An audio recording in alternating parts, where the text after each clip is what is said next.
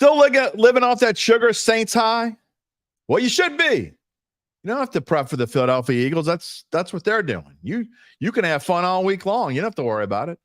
What are we doing for you? Well, we'll scour the injury report, and we'll have good news, and we have bad news. And our best bets this morning, two of us have the Saints-Eagles game in there. That's it. That's the good news and the bad news. It's Thursdays with Gabe, along with Tom Casale and Uncle Big Nick crashing the party. Give us their top 5 picks of the week. We'll see if we can continue the drastic improvement we saw from week 1 to week 2. That would be hard not to, because week 1 sucked. Also, of course, we'll break down LSU, UCLA, Tulane, ooh la la, in the top 4 college football games of the week. Maybe a little Thursday night football sprinkled in. It's all coming up next on the Dattitude podcast. If you're looking for the latest scoop and in-depth interviews on the Saints, the NFL, the Pelicans, LSU, along with the best bets of the week, then lucky you. Along with high-powered, in-the-know guests who cover our teams, Jim Derry brings plenty of Dattitude. And he'll always tell you the way it is, or at least the way he thinks it is.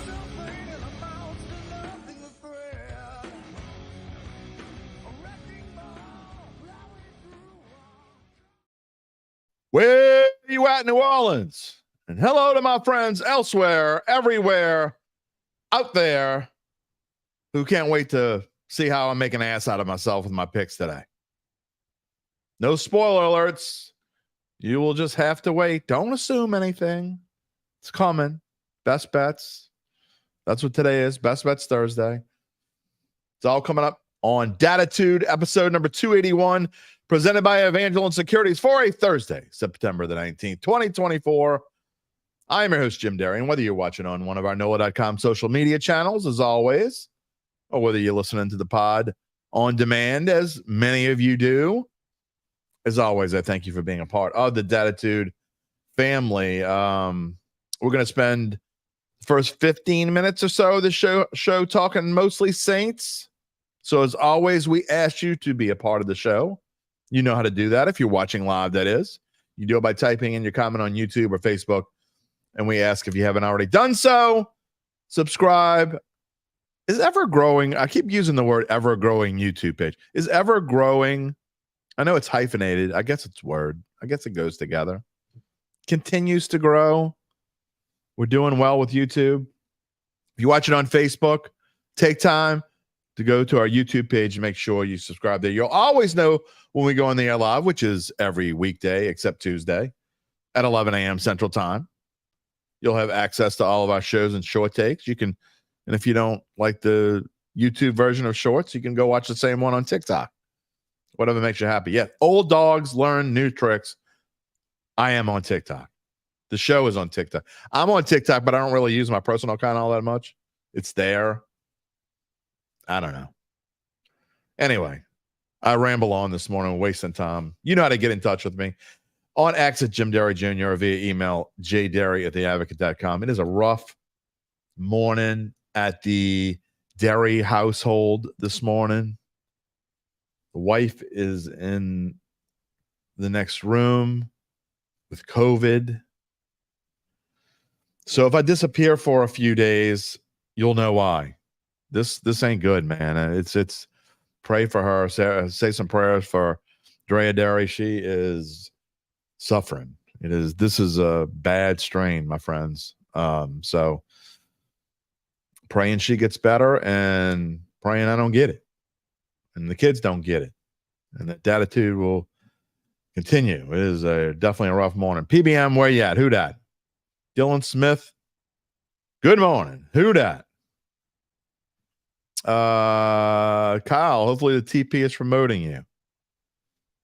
They pay me every other Friday, and they encourage me to do what I do. So, yes, they're promoting me. Kyle, thank you for the prayers. Yeah, oh, no, oh, yes. So, anyway, seriously, if you're watching, and I know not all the regulars watch on Thursday because it's a little different format. We do talk Saints in the morning. We preview. This is where we usually do our LSU Tulane previews, and we will today. Tom Casale coming on in a little bit, and I'll pick his brain on that. But today is obviously Thursdays are different because we do our best bets, and that's how we spend about 65-70% of our show. Thursday with Gabe coming up in a minute. He's got his best bet of the week. It's actually a player prop this week, and I think it involves the Saints Eagles, so most of you will be interested. Brian, how much will we see Willie Gay as a spy on Hurts? 75%. I don't know about that much, but and thank you for the prayers. I definitely think, that's what I said yesterday. I believe it. I think Willie Gay is going to see his most playing time this week for sure. Dylan Smith, prayers for my wife and for me and for the fan. Thank you. David Bordelon, good morning. Who dat, brothers and sisters? No doubt. Lance Dobard, who dat? Lots of who dats this morning. Rocky's here. Yep. So anyway, again, if you don't see me if I disappear, I'll always at least update you on X. So that's the best way to find out news about the show. If there is news, is to find me on X and follow me there. And if something happens, you'll know that way. So I'm not showing that UBN. You'll have to wait. All right. We told you earlier about good news and bad news. It wasn't just about our picks. Let's get into the Saints talk this morning. The injury report is kind of what we're focusing on this Thursday. They're practicing as we speak, so we'll get an updated injury report probably in an hour or two. But as of yesterday, good news is Marshon Lattimore and his hammy back at practice in a limited capacity. I think it would be a surprise if Marshon Lattimore doesn't play on Sunday. That's my guess. He will be on Devontae Smith with A.J. Brown being out. So that's other good news for Saints. We'll get to that in a minute. Also, Rashid Shaheed with his hip, he's on the injury report, but he practiced fully, so I don't think that's any problem. Also, questionable 3 key players.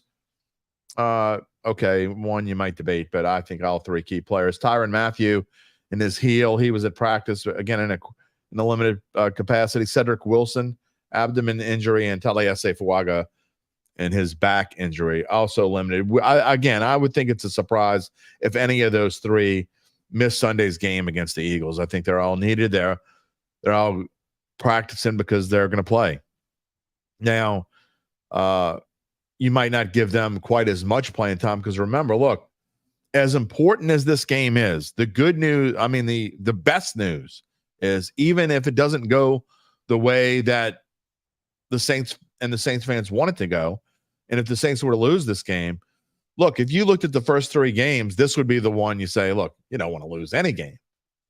But this would be the one to me that you say, okay, we can afford to lose. Because if you start 2-0, you're 2-1, and then you go in Atlanta, already 1-0 in the division. And what did I say before the season? Even though I predicted 7-10, I'm not shying away from it. I'll tell you what I predicted. I said if the Saints could find a way to go 5-1 in their division, then that changes everything. Not only just this fast start, but it's about these division games because I think this division, and I've said this from the beginning, I've always thought this division was a little bit better than people give them credit for. So if you can go and win 5 out of 6 against Atlanta, Tampa Bay, and Carolina, that's the road to winning this. That's the road to winning the NFC South, getting in the playoffs. I did see, and I need to start putting the futures numbers on the screen because they're kind of crazy. The Saints are now like it changed not just since Sunday. It changed since Monday morning. Monday morning, the Saints and Tampa Bay. Saints were a little ahead of Tampa Bay, but now I think it's crazy to win the division. And for the Saints odds to make the playoffs now are like -250. Let's not get ahead of ourselves. If you missed the show yesterday and you were off doing something, make sure you go watch it at some point. Great show. I had on Mike Hollis, voice of the Saints. And the main takeaway, and I did a short on it this morning, was it's okay to dream. I tell you the same thing. Dream away. Who dat, baby? Dream about it. But sure, leave it at that, though. It's a dream. Remember where this team's coming from. You know how hard it is to change, and one person doesn't make that. I'm sorry. I think what Clint Kubiak has done has been fantastic. and the little clipboard holder needed to go a long time ago. So the upgrade from the clipboard holder to Clint Kubiak is immense, but still, you don't change that much in one season. It's so super rare. I mean, even if you look at Gabe's Houston Texans last year, it's different personnel, right? I mean, they had different personnel from 2022 to 2023, not just the quarterback. So there's not a whole lot of different personnel when you think about it on this offense. Be careful, boys and girls. That's all I'm saying. David Bordelon missed the show yesterday. You can go back and watch it when we're done here today. Check it out. It's worth a watch. Prayers to my family. Thank you. A-Town, praying for Mrs. Derry that she makes a full recovery, of course. Absolutely. Should be all right. She's struggling this morning, but we'll see how that medicine does. The what is it called? Paxlovid? Is that what it is? Oh, they run commercials on it constantly. I should know the name of it. Anyway, they put her on that yesterday, so hopefully she'll do it with that. Rocky, prayers up. Thank you. And John's right. Let's not punch our playoff tickets just yet. David, you're right about 99 Rams coming to mind. Absolutely. I mean, that's where you start. 99 Rams. I mean, but think about how long it's been since the 99 Rams changed their franchise, at least for a decade or so. I mean, are we saying Derek Carr's Kurt Warner? Well, let's cool our jets a little bit. Again, we'll get a better injury report. We'll have that in tomorrow's show with Larry when we do our final preview on Saints Eagles. Although the Eagles injury list is short, it is highly significant. We told you very briefly, A.J. Brown's not going to play in this game. And that's a huge blow to the Eagles. It obviously was last Monday night, and it will be this week. That allows Marshawn Lattimore, if he's playing or even if he's not. I mean, I think you probably double Devontae Smith now, right? And if you don't, you put Lattimore on him and you figure everything else out. Got to have that spy on Jalen Hurts. Got to have that spy. Rob says, prayers. Thank you. He fought COVID last month. Wife didn't get it. Well, again, I mean, we hope that it doesn't spread throughout the house. I was talking to when I went and picked up her medicine last night. The clerk who was handing out the medicine said she got it about 3 weeks ago, that how bad this strain was, and that she got it, and within days, the entire family, 5 people live in her house, they all had it. So hope that's not the case here. We'll see. Also for the Eagles, and much less significantly, backup wide receiver Johnny Wilson, a 6th-round pick from Florida State, was also a DNP. So there you go.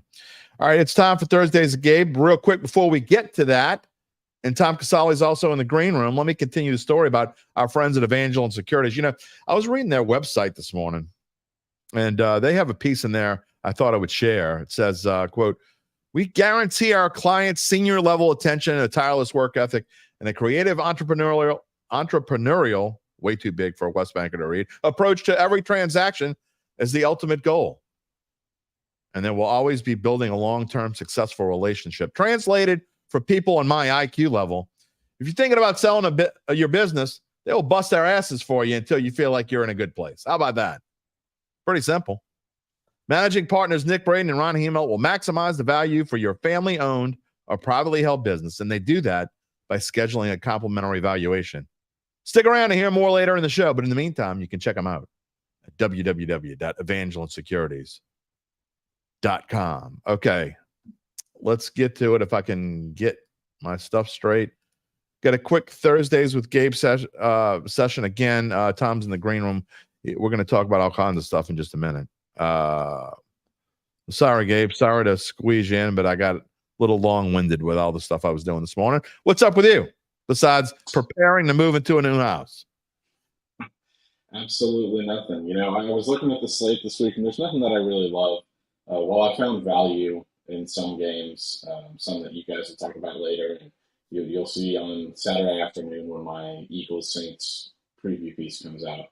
The one thing that I really like, which comes from another piece that'll be out on Bet.Online this weekend, is one of the player props from this game.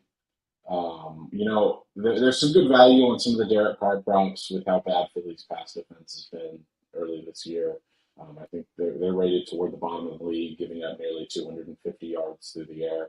The one bet that I really like, though, and you can get the odds minus 115 at DraftKings is where I found the best value yardage-wise. Rashid Shaheed over 48.5 receiving yards. That does seem low, considering what he's done the first 2 weeks. And if the Saints are going to be successful, I think he needs to have more than that. The only thing that would concern me is, do we think that defenses may double up on him? And what's Chris Olave's number? Because I'd almost be inclined to look at that over if I was looking for an over to bet. I don't have it in front of me. I know Chris Olave's number was higher, though. Okay, when you get off, look that up and let me know. We're going to tell everybody, because I like that. That is low. That's definitely a low number. I certainly wouldn't bet an under on 48.5 for Sheed. But I kind of think you want to talk about overreact. Defenses sometimes overreact. I could see the Eagles trying to shift safeties toward Shaheed so they don't get burned. And then Olave has like a 120-yard day, especially if Taysom's not playing and that takes away one of your weapons. So I would. Yeah, the thing with Rashid Shaheed, I mean, obviously you mentioned he's done really well to start the season. I remember last year I'd like to take his over in receiving yards because they were in the 30s. But he's gone over 48.5 in 4 of his last 5 games dating back to last season. So, fair enough. With a speedster like him, even if you do double him, all he needs is 1 to 2 receptions, and he'll tally that over. I like it. Before we let you go, anything else you really like this weekend? Say no if the answer's no. I mean, if LSU doesn't beat UCLA by at least 4 touchdowns, then agree wholeheartedly. I'm going to be concerned next week. I don't put a whole lot of. I like Tulane to cover as well. Yeah, I don't put college bets in my best bets, at least not until I feel comfortable, like until October, and then I will sometimes. But if this almost made the card, I think LSU steamrolls UCLA. But we're going to get Tom's thoughts. We'll ask him what he thinks on that in just a minute. Well, Thomas and I the other day actually talked about this one as well. I like Tennessee to steamroll Oklahoma. Yeah, we'll talk. That's in our top 4 games to watch. So we'll talk about that. All right. Thank you for all your help as always. And Gabe's going to be out next week. He'll be behind the Saints tomorrow, but be mostly out. We probably will bring you in the Thursday to get your best bet. So we'll talk to you then. Sounds good. Gabe Henderson, everybody. Time to bring in the man, the myth, the legend, the real, the Tom Casale on X. And, even when we're not right, the reasoning to me, and when I listen to the shows, and I think you probably, I don't know how much you listen to or whatever, but I mean, sometimes these talking heads are a little bit much, but as long as I like the reasoning and agree with how you got to somewhere, I might not agree with the pick. And you might have a bad week or whatever, but it's all about what we do at bet.nola.com is about the reasoning and telling people why we came to a certain conclusion, right? Yeah. First of all, Olave 61 and a half. Okay. I'd go over on that. Absolutely. Because the Eagles secondary Love is that. Still trash. Yeah. But last week, I pushed one and I lost the Texans by a half a point because Cam Akers fumbled at the goal line. Yep. So, I mean, that's the way it goes, but it's one of those weeks where you were right. I was right there to be 4-1 and it just did a couple plays didn't work out. Yeah, but you got the 2 big ones. And so that gave you 9 points and this is out of 15. So even though the record wasn't great, 9 out of 15 is still better than, but more than half the points there that you could possibly get. But anyway, my thing is, and what we do at bet.nola.com, again, you may not necessarily agree with the pick, but if you go through the reasoning, and I think that's how I got to where I got, is by listening to a bunch of people and say, okay, I'm starting to figure out how they get to where they get. Now I can make my own assessments. And I think that's what we do better than most people. Yep. So, all right, before we get to your picks, which you see on the right side of the screen, and if you're listening to the pod afterwards, we're going to go through each one, so don't worry. But I want to ask your opinion. We're going to have when you're done, I'm going to ask you your quick thoughts on the 4 best college games of the week, in my opinion. But I want to ask your thoughts on, you don't necessarily, you can make a pick if you want, or you could say it's a lean, or you don't have a pick either way, but just your thoughts on Saints Eagles. Saints they've gone from 3-point dogs to 2.5-point favorites in the matter of a few days. Man, I don't know that I've seen a spread change like that without a quarterback being hurt. Yeah, that's the reason why I can't touch the Saints, is only because I don't think you're not getting any value on the number now. But I'll say this about the Eagles. I mean, they're my son's favorite team, so we pay attention to them closely. The first 2 games, I've seen the exact same team as last season. I don't see any changes at all. I don't disagree with that at all. Head coach. I see a quarterback who I'm worried might not be a starter in 2 years. I see a defense who got a bunch of guys from Georgia who can't play in the NFL. I mean, those 2 defensive tackles, Carter and Davis, haven't touched a quarterback in I don't know how long. So, the secondary can still be beaten. And listen, me, Jim, I'm not going to criticize a play just because it didn't work. But to throw the ball down there, to me, these guys are playing just too much. I told my kids, if you did that in Madden, I'd yell at you for not understanding the game of football. We got an NFL head coach making millions of dollars who doesn't understand time, not to mention that they have the most unstoppable play in the history of football. Absolutely. That could have ran 2 times in a row. They're just thinking too much. And, last year we saw the Eagles and we were like, it's just something isn't right with the team. I get the same feeling. It's Sirianni. Now. Yeah, it's they fired everybody else, so it's got to be him. Listen, I'll just say this about the Saints. You know that I'm a Cowboys fan. I really don't care what happens to them anymore. But I think the Cowboys aren't as good as people think they are. Listen, the Saints were impressive last week, no doubt about it. But I was talking to a buddy of mine who likes the Cowboys after the Browns game, and he was all jacked up, and I was like, yeah. I said, the problem with the Cowboys is they have this front-running defense that they can get after bad quarterbacks. I said, I'll be interested to see how that defense plays against the Saints offense.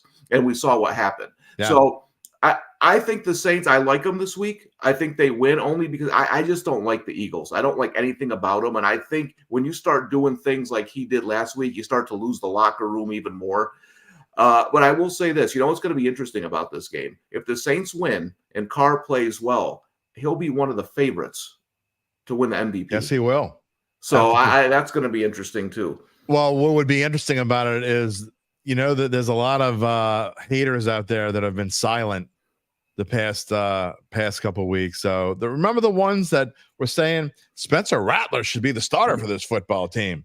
I haven't heard much from them. Jim, let me ask you a question. How bad was Pete Carmichael?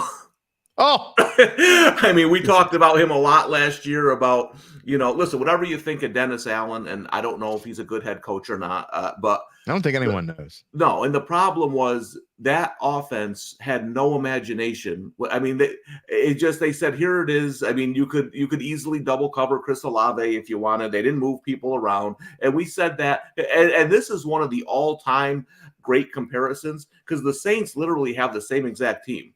It's not like they brought in a bunch of people or they brought in a new quarterback. It is the same team as last year. So, I guess coaching matters a little bit. UBN says Carr, Darnold, and Baker, MVP favorites, just like everyone thought 4 weeks ago. No doubt about it. All right. Look, I'm going to get to, I know John's asking, you're going to have to wait to the end of the show. This game is in my best bet. Not only is it in my best bets, but it is my best bet. It's my 5-point pick, but I'm not telling you to the end of the show. You'll have to wait. All right. LSU, Tulane. Let's start with LSU, UCLA. LSU is a 24-point favorite. I know I got friends saying that's a crazy number. I don't think it's nearly enough. UCLA is awful. They barely beat Hawaii by a field goal, and then they got smoked by Indiana. And they don't have, we'll get to their defensive numbers in a minute. In fact, you know what? I'm gonna show this while we got it up. You see the numbers for UCLA. They are 124th in offense and 81st in defense out of 134 teams, which means they're worse than average in defense, and they're one of the worst teams in football on offense. That can help a bad defense get better in a hurry. Yeah, I actually have a pretty big play on LSU. It didn't make my card because when I sent you my picks, it was 24.5. I got the opening number at 21.5, which was a joke of a line. Wow. Yeah, that is. And I bet against UCLA the first 2 weeks. I don't like to use the word pro bettors too much because there's different syndicates, but every pro bettor in the country slammed UCLA under 5.5 wins to the point where it moved in 3 days to 4.5. If you don't follow college future win totals, you never see that ever. That an opener moved a whole game in 3 days. And people like me and almost every pro bettor, this was the team that we identified early on that they're going to be a bet against until the market catches up. This is probably your last week before people realize how bad UCLA is. Let me put it this way. Indiana beat them by 29. Indiana had 14 penalties. They should have beat them by 50. I mean, the game wasn't even as close as the score. They still scored like 42 points or something like that. And they were all kinds of lucky to beat Hawaii because Hawaii's quarterback was hurt and played injured in the second half, and they won in the final seconds. This is a bad football team. They got a lot of issues right now. Obviously Kelly left, and they got to redo the entire roster. But the biggest one to me is they don't have an FCS quarterback. And when you don't have an FCS quarterback and you're playing in these major conferences, you can't win. Now, I'm not sold on LSU really being a huge favorite. They haven't really shown us that much yet. But this is more of an anti-UCLA pick because it feels like to me, listen, LSU has played 2 really tough games to start the season. They need a breather. And I think this is just what the doctor ordered. I think LSU rolls in this game. But I also wouldn't take, if they do roll by 40 or 50, don't carry that over to the next week. No, because South Alabama is actually better than UCLA. Agreed. So I don't know what the spread will be, but we'll find out. And Gabe says, put it this way: Sam Houston beat Hawaii 31-13, and UCLA beat him 16-13. So that tells you a lot. Look, I'm kind of upset with myself now that I didn't put this in best bets after we even talked about it. I think it's free money. I think LSU wins by 40 easily. So do I. I mean, I don't think at any point is this a game. All right. Go back to your bet screen because I want to talk about Tulane. They are 3-point favorites over the Ooh La La Raging Cajuns. I think this is a bounce back week for Tulane. I don't think people realize how good the teams that they played the last 2 weeks are not taking enough into account. Meanwhile, the Raging Cajuns have played Grambling and Kennesaw State. I think Tulane's a major step up. I think they're far better than UL, and they go to Lafayette. Okay, that's not worth that much. I think Tulane wins this one by double digits. Yeah, see, I actually like Louisiana, the team, coming into this year. I was hoping maybe this would be a little higher. I can't get there with the 3. I don't think there's enough value there. The problem I have with Louisiana is when I analyze teams, I analyze the team, and then I analyze the coaching staff. Yeah. I like the team. I don't know about the coaching staff. So I think this is one of those games where if they play well, even if they lose, I feel moving forward, I'm right on my ratings with Louisiana. But if they lose easily, they're one of those coaching staffs, Jim, like you know in the NFL. When you lose a bunch of close games, it's not luck, right? It comes down to quarterback play and coaching, right, at the end of games. And so this guy's lost a ton of close games. I feel like that's where we are with this game. We'll see what happens, but this is going to be a pass for me. Only because I'm interested to just watch Louisiana, like you said, play a real opponent instead of the cupcakes that they have early on. Well, they could probably have Billy Napier back pretty soon, right? Well, yeah. I'll tell you what, they lose this week, they can have Billy Napier back by the end of September. We'll get to that in a minute. That's in our 4 to watch. All right, let's get to your best bets of the week. Again, last week you did go 2 and 3, but again, you got your 5-point pick right, you got your 4-point pick right, and then had a couple of bad beats. So right on the cusp of having almost a near perfect week. All right, tell me about Texas Tech and Arizona State. You like the Red Raiders. Yeah, this is my favorite spot so far in college football because Arizona State, Kenny Dillingham's done a great job there. They're 3-0, right? But when you look at it, they beat an awful Wyoming team in the opener. Then they barely beat a bad Mississippi State team at home. Now, they did go on the road and beat a pretty good Texas State team, but going on the road in the Big 12 is a little bit different. And one of the things about Texas Tech, why I thought we got early value here on the number, is they got beat easily by Washington State, but the first couple games, they've been dealing with a ton of injuries. And a lot of those guys are supposed to be back this week, and you saw the offense get rolling. This is just one of those where I'm going to sell high on Arizona State. I think they're going to be a good home dog in the Big 12, but a field goal or less on the road, I'm not there with them yet, so I'm going to go with the Red Raiders. Okay. I don't have on this, when it comes to, again, this, I said this earlier, when it comes to college, I'm more inclined to wait to bet a whole lot on college until we get into middle of October and I have a better field of what I see. But college is what you do. All right. Interesting note here. I know this has never happened. It never happened on Bayou Bets, I don't think. And I know it's never happened on this show, but all three of us have the Titans Green Bay game as our 4-point pick. There is crossfire. One of us picked the Green Bay Packers +2. Two of us picked the Tennessee Titans -2. You're in the Tennessee -2 camp. Tell us why you like the Titans. Well, even before I saw that they were going to play Green Bay, when I was watching the Titans last week, I said, it's going to be interesting to see who this team plays next week, because they could be 2-0. They're 0-2 because of 2 blocked punts, which is amazing, and a quarterback who has thrown the ball going to the ground just up in the air like you're out in the backyard, which is amazing. And this is one of the few times I think Tennessee, with the number 1 rated defense in football, will have the slightly better quarterback on the field. I think the Green Bay coaching staff deserves a ton of credit for what they did last week with Malik Willis and putting him in situations to be successful. I think it's going to be hard to give the ball to Josh Jacobs 32 times against this Tennessee defense. And I think Malik Willis is going to have to make plays through the air. I don't know if I trust him to do that on the road yet. So, I actually like the way Tennessee has played in the first 2 games. I think they've had some bad luck. Again, I don't know if they have their quarterback. Probably not. But if he just doesn't do stupid things in this game, lets his team punt, I think they'll be okay. As I said, this is one of my best bets. It's also one of UBN's best bets. Ty says it's got to be UBN on the Packers. We'll save it. We don't want to spoil the surprise. No spoiler alert here. You'll have to wait till we get to UBN in just a few minutes. All right. 4-point pick for Tom is the Titans -2 over the Green Bay Packers in Nashville. 3-point pick. Colts money line is -122. If you're going to take this game, I'd rather take the -122 as well, because the Colts are a 1.5-point favorite. You might as well just get it straight up for an extra 12 cents there against the Bears. Caleb Williams has not looked good, but honestly, Anthony Richardson hasn't either. I don't know what to expect in this game. Yeah, listen, I love the Bears defense. I drafted them in all my fantasy drafts, probably the best pick I had, unfortunately. But, listen, going back to last season, the Bears have had one of the top defenses in the NFL. Last 6 games of last year, first 2 games of this year, so it keeps them in games. I like the Colts at home this year. I think they're going to be a good bet at home. They stunk it up last week. And I don't know how the Bears fix the offensive line issues in 5 days. And They got a lot of them.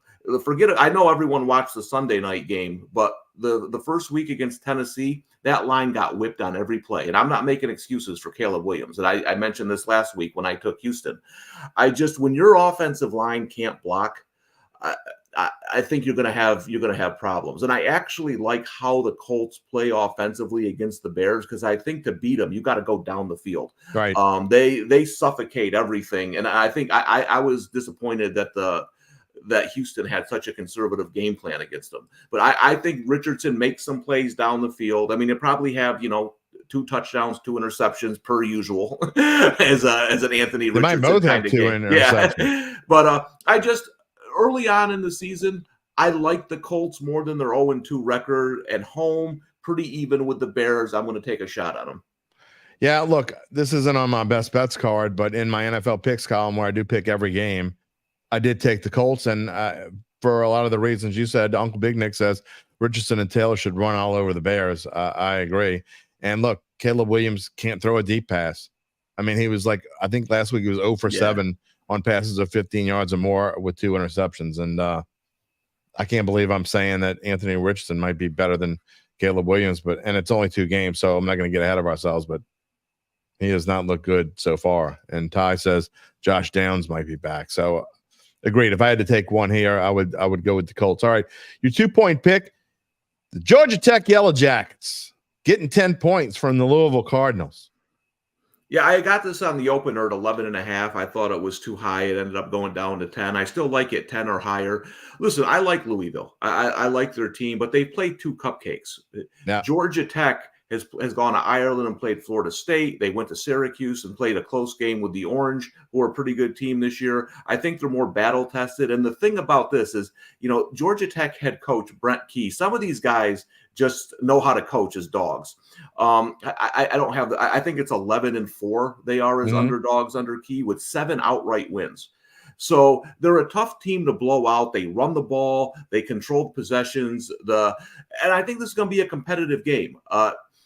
I would, if it was 11.5, I would have put it a little higher here. But I like to go against sometimes teams that, like you mentioned, Louisiana, teams that haven't played anybody yet and are taking a step up, especially when you get a dog here. The only concern for me here would be that this is Georgia Tech's 5th straight game. That's the only concern I have. But they're getting double digits is enough for me to take a shot on them. Yeah, I hear you. Yeah, good reasoning. And look, I like what I saw out of Georgia Tech. The only game I saw, I didn't see the Syracuse game, but I did see him against Florida State. Maybe Florida State is, it's tough to say with Florida State, but I did like what I saw there. And you're right about Georgia Tech as a dog. They definitely play better as a dog than they do as a favorite. All right. You went in the weeds for this one. And here, we'll tell you. We'll give you some deep insight, stuff that other people aren't looking at or aren't betting on. Monmouth against FIU. 58.5. You like the over. Yeah, listen, Monmouth is one of 2 teams in FCS averaging over 500 yards per game. Okay, now that's FCS. I get it. But I think they're good enough here to score 17 to 20 points. That should be all we need because Monmouth's defense is atrocious. There are 3 games this year have equaled 2 games totaled over 70 and 169. And you look at FIU, their 1 game at home, they hung 52 on Central Michigan. I think FIU is going to be able to run the ball in this game. I think they're going to score in the 40s. And Monmouth should do enough offensively, stepping up in class here a little bit. I mean, they have one of the top quarterbacks at the FCS level, main transfer. Right. And so I think they can get it. My theory here is if Monmouth gets to 17-20, I think this goes in the high 60s easy. So I'm going to go. I was surprised it opened under 60. I think it'll close a little higher, but I like the over 58.5. All right, there you go. Again, something your friends don't know anything about. You can, you know what? You don't even have to tell them you got it from Tom. You can just say, look, I got a little tip for you. Go bet the over 58.5 in the Monmouth FIU. And then when they win, they'll be like, dude, how did you know? Whatever. You can share the secret or not. All right. We talked about LSU, UCLA. We talked about Tulane, UL, but I do want to get your opinions. I got my opinion on the top 4 college football games to watch. Just a quick 30-second thought on each one of these, and I want to start out my number 1 game of the week, and I think it's pretty much everyone's number 1 game of the week. We're going to find out a lot about Oklahoma this week, Tom. Here you go. You're in the SEC now, and you get I'm not going to say top tier. Well, they're up there. Tennessee's one of the better teams. I don't know if they're top 2 or 3 in the SEC, but they're up there. Tennessee's a 7-point favorite.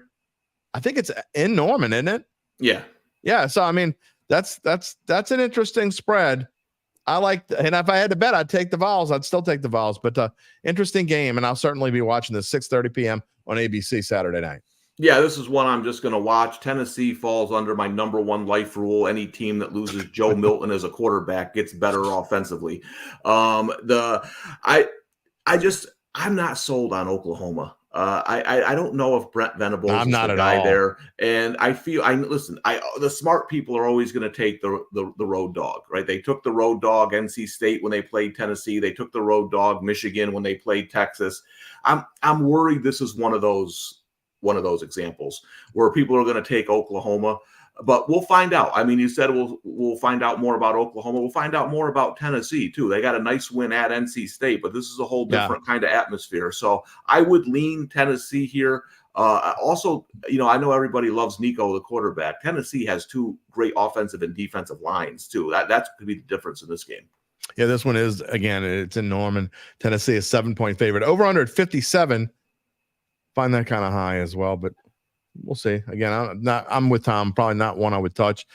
Just watch, but it should be a fun game to watch. By the way, Gabe gives us some semi-break. I guess it's breaking news. Arch Manning officially named the starter against Louisiana Monroe with Quinn Ewers injured. They were never going to let Quinn Ewers play. No, he'll be back against Oklahoma. Yeah, there's no reason to play in that game. All right, Saturday at 2:30 p.m. on CBS, USC Trojans. How the mighty have fallen. The defending champion Michigan Wolverines are 5-point underdogs in the Big House to USC. Interesting spread, and I would still take the Trojans. Yeah, I would probably go the other way here for a couple reasons. One, the line is 10 points different from when it was this summer, so I think it's a bit of overreaction. And we'll see if this little tip is right or not. But a couple weeks ago, somebody that I know kind of close to the Michigan program said they're starting the wrong quarterback. Yeah. They said, Orgy's not a great thrower, but for this team, what they need to do is run the football and run with him and Donovan Edwards and limit possessions, because they're all, they got a bunch of new faces, and they put the other kid in and wanted to throw it all over the place. And he said, that's going to be a mistake. Trust me. That was one of the reasons I didn't like him against Texas, is because I remembered he told me they got the wrong quarterback in there. So this is going to be a watch game for me. I want to see how Orgy plays at quarterback, but he's the guy I think that should have been in there from the start. I know he's not a great passer, but remember, in college, sometimes they got all different kinds of offensive schemes. You don't have to be Tom Brady to have success in college schemes. So I will say I think the over-under is a little bit low. Yeah, Nick wanted to ask about it. That's actually not the right over-under. I meant to fix that this morning. It dropped from I don't know who bet on this, but it dropped from 43.5. It's actually 41. The over-under on USC Michigan is 41. And I think that's a little bit of an overreaction to USC's defense. I think USC's defense has improved, but I'll tell you this. I don't take too much stock in those first games of the year. And if they played LSU in October, I think LSU's offense has more success against them. I think they have a great coordinator, but let's not make them the 85 Bears quite yet. 41 is now go too much the other way in this game, especially if Michigan. I think Michigan's going to have more success with this different kind of offense because they don't have the personnel to throw the football right now. Yeah. Ty says he bet it down. So it's because I guess you put $1 million on the under, and there you go. It just dropped to nothing. Good job there, Ty. You ruined it for everyone. Okay. Speaking of lines that have changed, this is an interesting one that have changed. The Utes are headed to play Oklahoma State in a Big 12 battle now. This was +1 when I did these lines yesterday. It's now +2.5 for the Utes. I'm not sure why the line move, and people are really loving them Cowboys. I think they're overreacting a little bit. I like the Utes in this game. I don't know if I'll bet it or not, but I like the Utes. Yeah, the only thing about the line move is I wonder if somebody has different information on Cam Rising. Yeah, potentially. Because I know they think he's going to, but how healthy is he? Could be the question. So that could equate to the line move there. I will say, once in a while you get a game where you don't have that much of an opinion on, you just want to sit back and watch. This is the one for me. This is the game Saturday. I want to sit in front of the TV. I want to see both of these teams play. I think it's going to be a heck of a football game.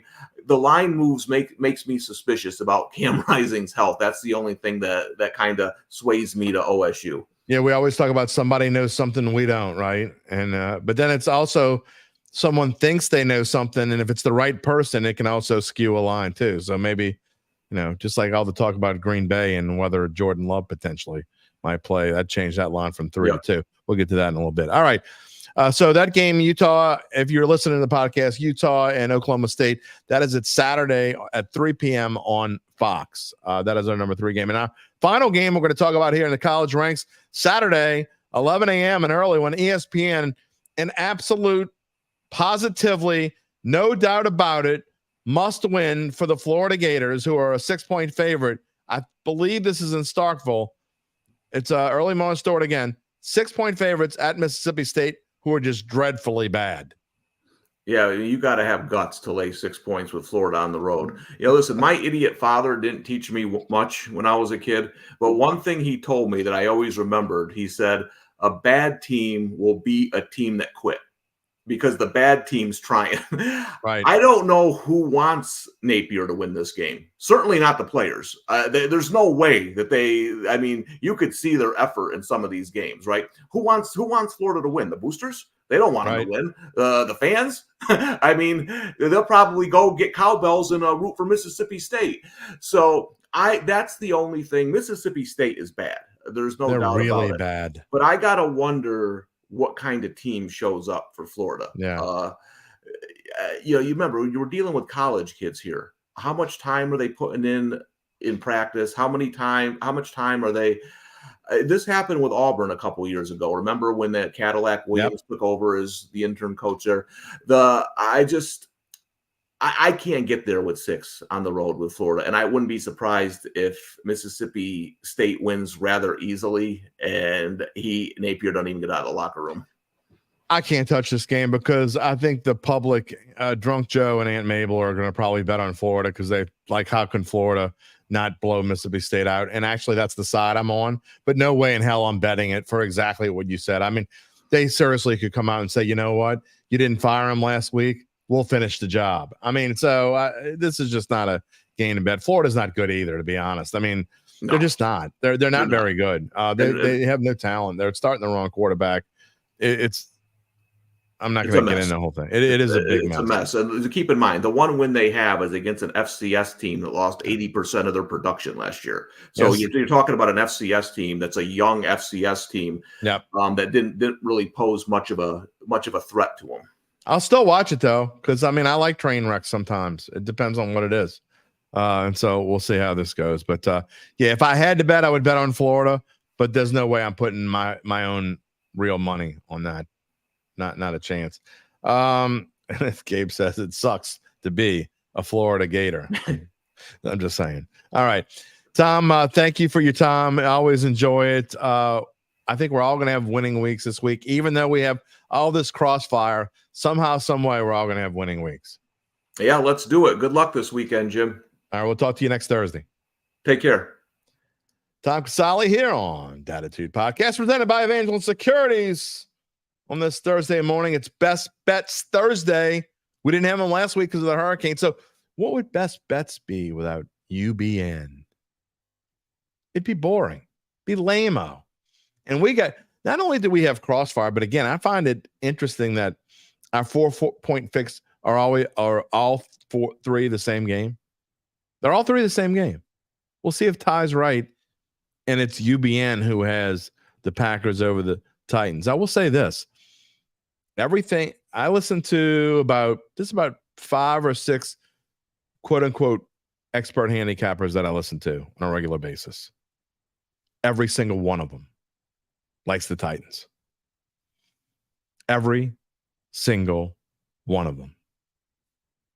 I'll leave it at that as we get into UBN here. The clip is 21 minutes and 36 seconds with our best bets. When we're done, I'll wrap up the show. Maybe I'll look for a Saints injury report and see if we have it. Meanwhile, enjoy.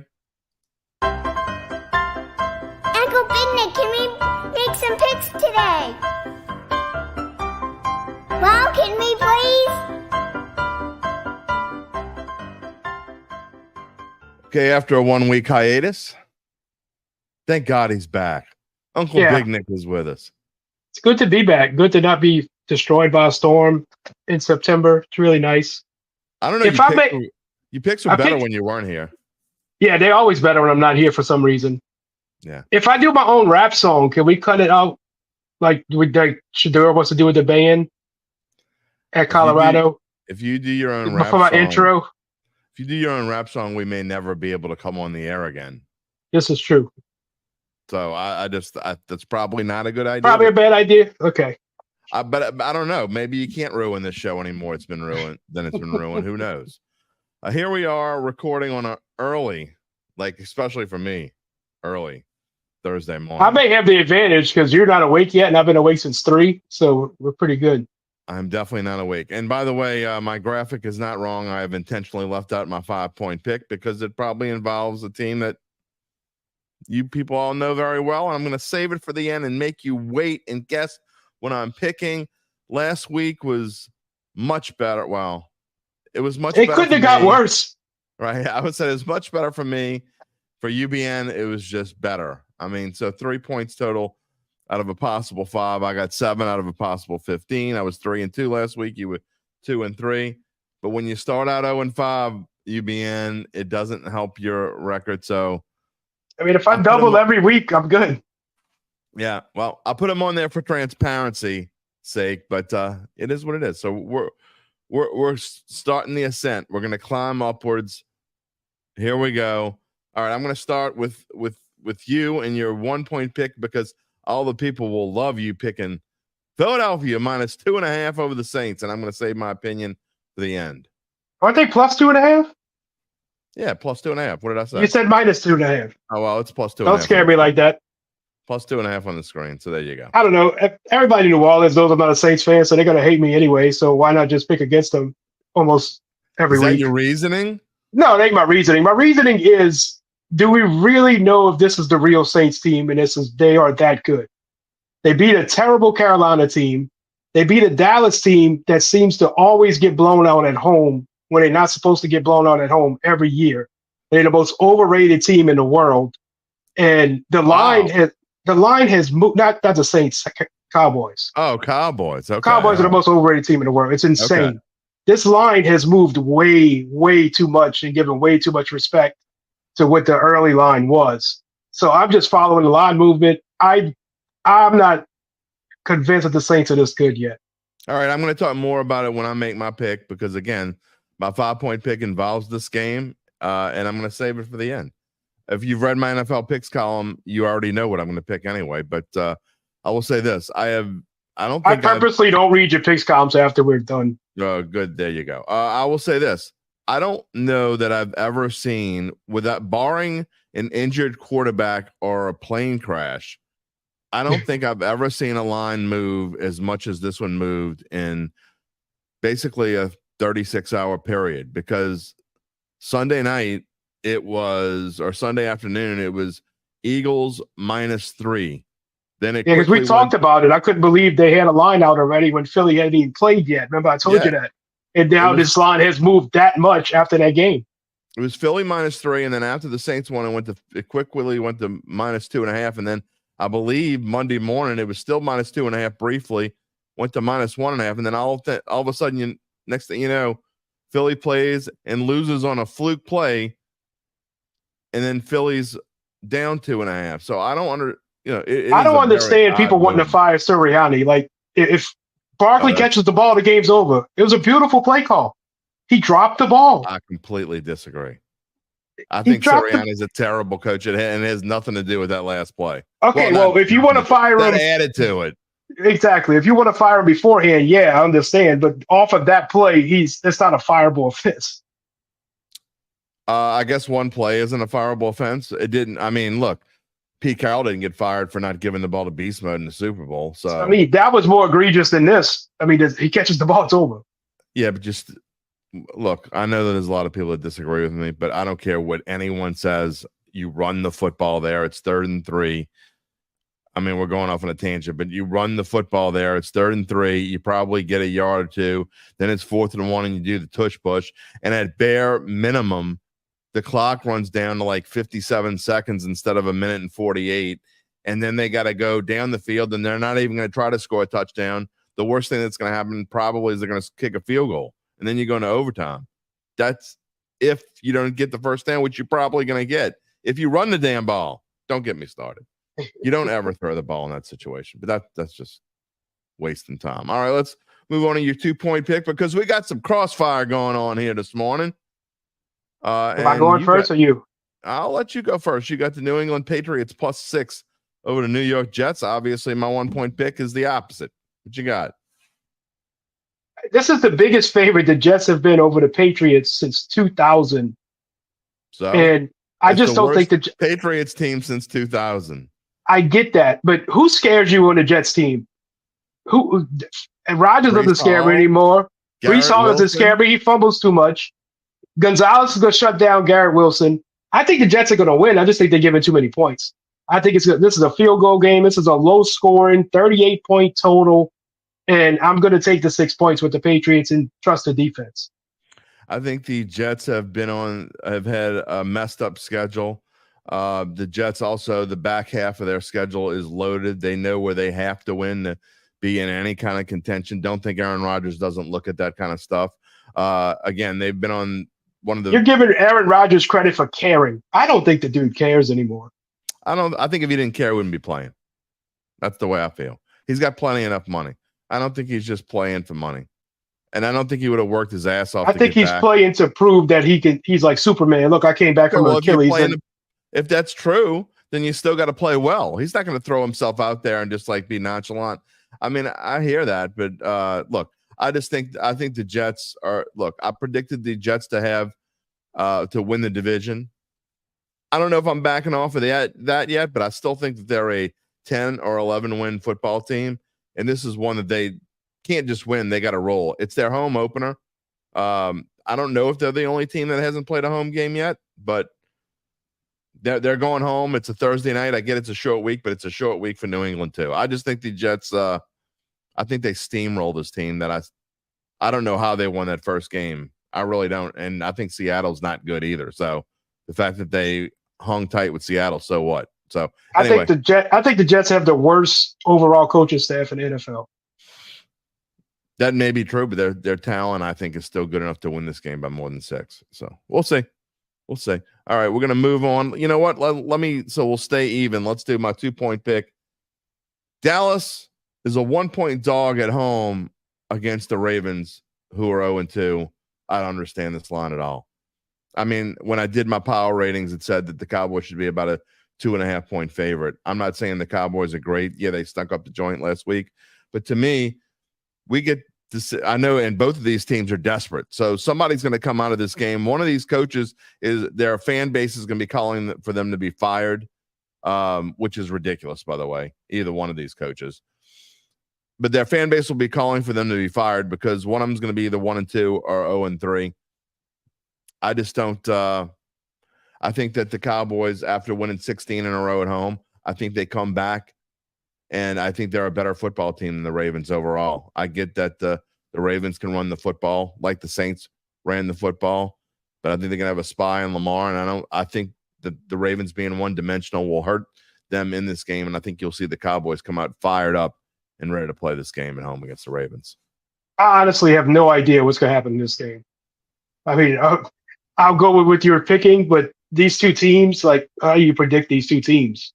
Like, who's going to come out on top? Like you said, that it's two teams that have to win this game. Yeah. I think it's as much a value pick as anything, because my power ratings say the Cowboys should be favored by at least 2, maybe 2.5. And if you're going to give a point to the Cowboys at home, line just doesn't make any sense. So if I had to pick this game, I'm picking Ravens because I trust Harbaugh over McCarthy. That's my only reasoning to picking this game. I think the Ravens season is. I don't put too much stock in the first 2 weeks, but what I do put stock in is the Ravens have alternated good years with bad years or average years, and I think they're in for a rough season because that schedule's tough. Lamar is really good against NFC teams for some reason too, because they don't see him often. So maybe so. Well, anyway, we'll see how it goes. All right, your number 3 pick that we made some adjusting to this morning. You got Kyler Murray and the Cardinals +3 over the Detroit Lions, and that game is in Phoenix. Have you been more impressed with any team besides the Saints and the Cardinals this year? More press? Yeah, more impressed. More impressed. I thought you said getting more press. No. I think well, we'll get to what I think, but have I been I'm not all that impressed, to be honest. I like him. I like the way Kyler's playing. And Detroit, every time they have problems with quarterbacks, it's mobile quarterbacks. Yeah. And they barely beat this Rams team last week that the Cardinals just totally annihilated. I know they had injuries, You're talking but about still, week one, yeah. It's just I'm impressed with this Cardinals team.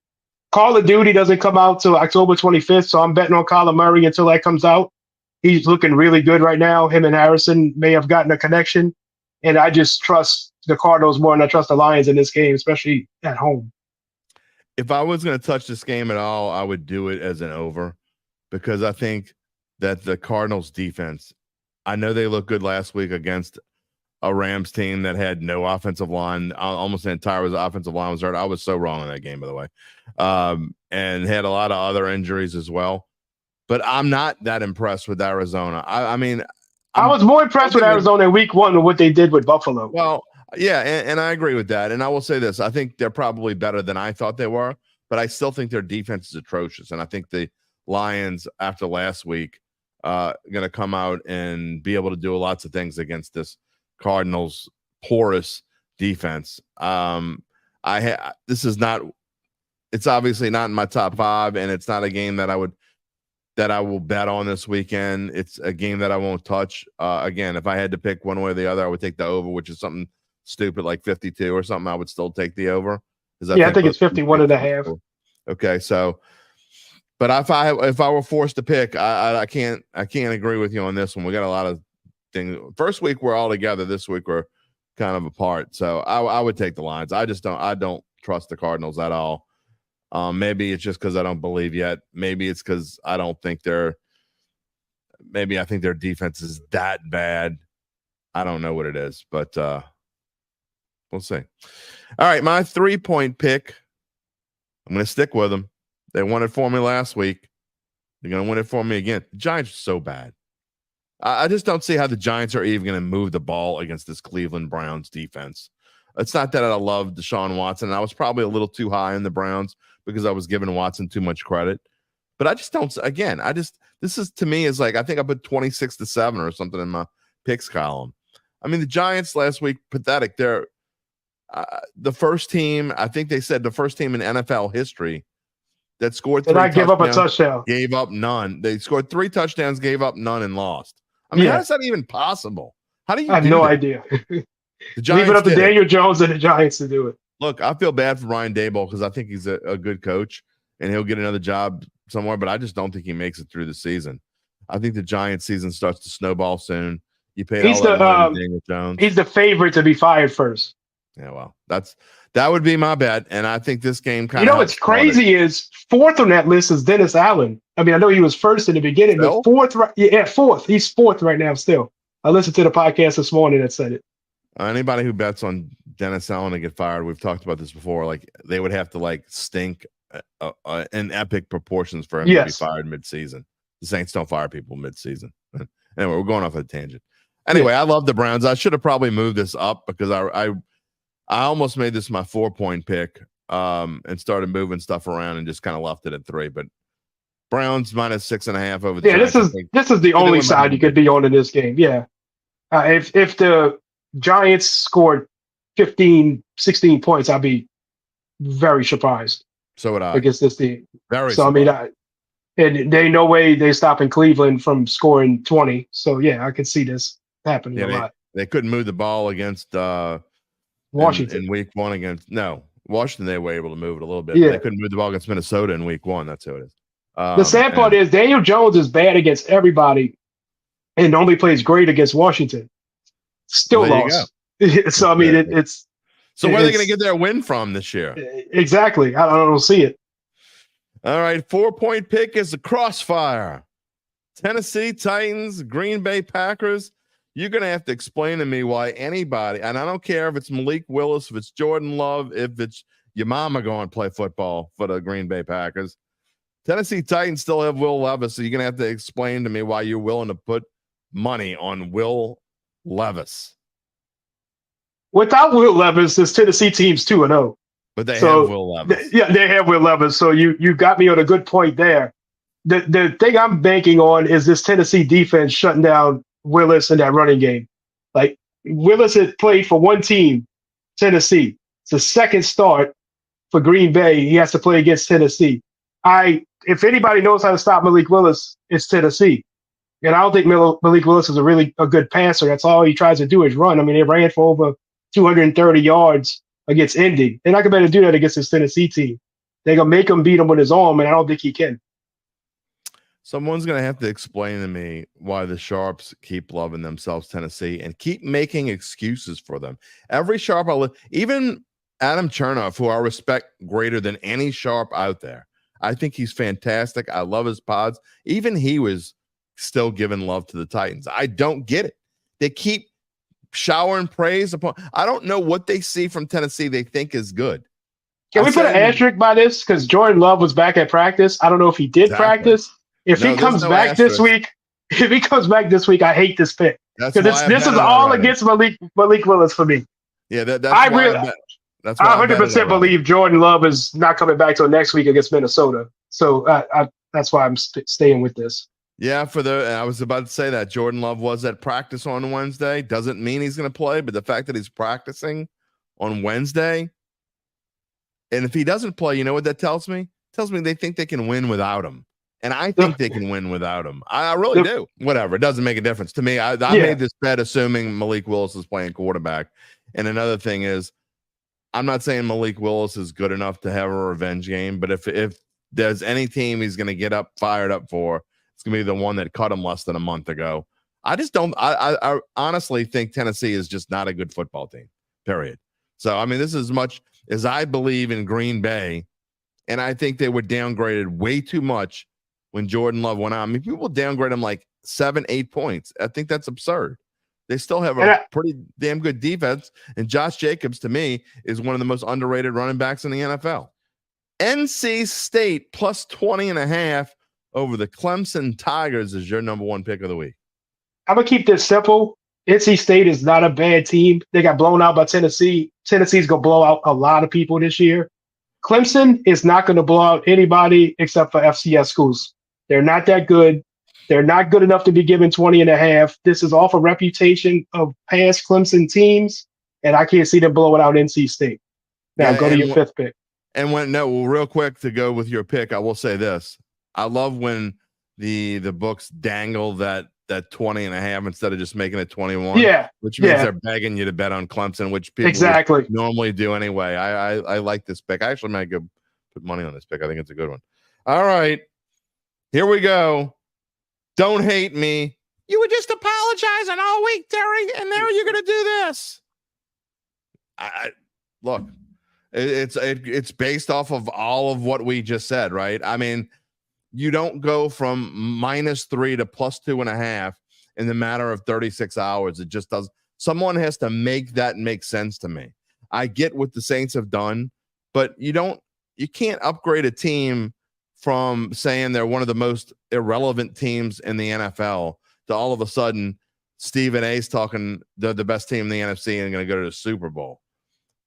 Can we stay kind of grounded? Look, I still think Philadelphia is, if they're not the best team in the NFC, they're one of 2 or 3. I still think they're a 12 or 13 win team. And the Saints have struggled with running quarterbacks. There's no question. Jalen Hurts doesn't run like he used to. Horse hockey doesn't run like he used to. Yes, he does when he has to. Yeah, exactly. He does it when he has to. And I get they'll probably put a spy on him and all this stuff. I'm not saying the Saints can't win the game because I do think they can win the game. And I obviously think I could be wrong because I've been wrong the last 2 weeks picking the Saints when it comes to the point spread. But I just think, look, this is not a good matchup for the Saints at all. There's too many weapons on this Eagles team that they haven't had to look at before. I mean, really, when you think about Dallas, Dallas has no running game whatsoever. Dak's not a threat to run. So basically you double CD Lamb. They didn't have Jake Ferguson either. You double CD Lamb and you dare them to throw it to anyone else. And what happened when he threw it to anyone else? They either dropped it, it got picked off, or nothing great happened. So this is just a different animal. And I get they don't have A.J. Brown too, but look, I hope I'm wrong. I hope we can come back here and I can eat some more Crow Po' Boys on Monday, but I just don't see it, man. I don't get this. I don't get this spread. Go ahead. Got one thing to say on this game that I didn't say earlier. 78% of the money's on the Saints. NFL teams getting more than 50% of the money bets this year, 11-20 against the spread. Yeah. Aunt Mabel's fruitcakes are not coming in on Thanksgiving if that keeps up. But one thing on this show is I'll always tell you the way that I think that it is. So if at some point in the future someone ever calls me a homer, we can show them this clip, right? I'm telling you the way that I think that it is. If I'm wrong, great. But if I pick the Saints next week, I'm not saying I will or I won't. But if I pick the Saints next week, you know that I truly believe the Saints are going to win from analysis and not just because, we become fanboys. Exactly. So that's what we have here on Dattitude. UBN tells you the way he thinks it is, and so do I. We'll see how right we are. We got a couple crossfires. So maybe one of us will be bragging next week. One of us is eating crow no matter what. One of us is eating crow. Talk to you next week. All right, bud. You hate me? You don't hate me, do you? I call it the way that I see it. If it's wrong, then put me down for another po' boy. Maybe cut down on the hot sauce a little bit. Rocky says Saints don't drop 40, but do win a closer game. They're not going to drop 40 again. Ain't happening. They're not dropping 40 in this one. As you could tell, by the way, that we recorded that at like 6:30 in the morning, and I was half sleeping. I made the pick before I was half sleeping. So it wasn't just because I was sleeping that I made the pick. But again, we'll talk about it more tomorrow with Larry. I'm interested to get his take. You've got mine. I don't normally make my Saints pick on Thursday, but again, part of my best bets. So it had to be in there. Got a few more things to say about this game and about this pick. But first, we gave you an interpretation earlier about how Evangeline Securities can help you figure out what your family or family-run or privately owned business might be worth and whether it's time to sell. And we hope Nick didn't mind me going off script there. If you didn't like it, I will blame the indigestion from the crow po' boy I ate earlier this week. I really think I put too much crystal hot sauce on there. Anywho, after their complimentary evaluation of your company, if you decide to proceed, native New Orleanians Nick Braden, Ron Hemelt, and the folks at Evangeline will begin an extensive auction process among established private equity funds. Private equity funds from around the world. They will maximize the return process for the founder and his or her family. Evangeline Securities is the top producer on their platform. Top numero uno. Like where the Saints are in offensive rankings. Like Derek Carr. Oh. We just keep positive for 2 weeks, brother. And there are a few companies like them in this area, none with their dedication and success. They are fully licensed and ready to serve you. So get in touch with Nick and Ron about what's really important. The rest of your life. You can find them at www.evangelinesecurities.com. Okay, look, again, value plays. When we make our best bets, okay, I don't care if it's the Saints. I don't care if it's LSU, Tulane, whatever. If I see value, I'm going to take it. And when a spread moves like this one moved, this is about best bets. It's not about being a homer. We don't do homer on this show. Yeah, if the Saints are rolling like they did this week and we were all fired up all week long, there's a reason to be fired up. We should still be fired up. I'm fired up. I hope they go in a dome Sunday and blow the doors off of another team, another good team. That'd be great. I'll come on here and say I was wrong again. But I'm still not going to ever stop telling you that I see it the way that I think it. There's no fanboy on this show. No cheering in the press box. The only time I'm cheering is when I'm sitting on my couch with nobody else in there and I'm watching a game. Trust me, man. I was cheering last Sunday. I'll tell you, but I'm not going to do it on this podcast. Doesn't happen. Ty says he thinks Nick was forced to pick the Patriots. Yeah, well, I don't know how much I'll know about UBN, but at home, if he picks against the Patriots and he's wrong, he gonna hear it. UBN wants to know if Mandeville Seafood has crow po' boys. They'll make one for me. They will. So anyway, again, the Saints could win the game and not cover, right? What if they win 30-28? They won the game. They didn't cover. Everybody's right. I mean, I personally hope I'm wrong with the spread pick too, because I mean, of course, you want them to win 40-10. I just think this is a different person. He says week 1 was miserable. I'm not all wrong about New England in his household. Yeah, well. All right. We'll see what happens. Again, I can't wait till tomorrow because Larry's going to tell me whether I'm wrong, right? See what he thinks. Because the best part about Larry Holder is he also tells it the way that he thinks it is. He is perfect for this show because that's what we do here. But that's why you keep coming back. You have plenty to say. Larry's going to be on live. Now, look, I haven't talked to him in 4 days, or 5 days, so I'm assuming he's coming on live, but he knows that Friday is his day. Thursday night football, again, real quick.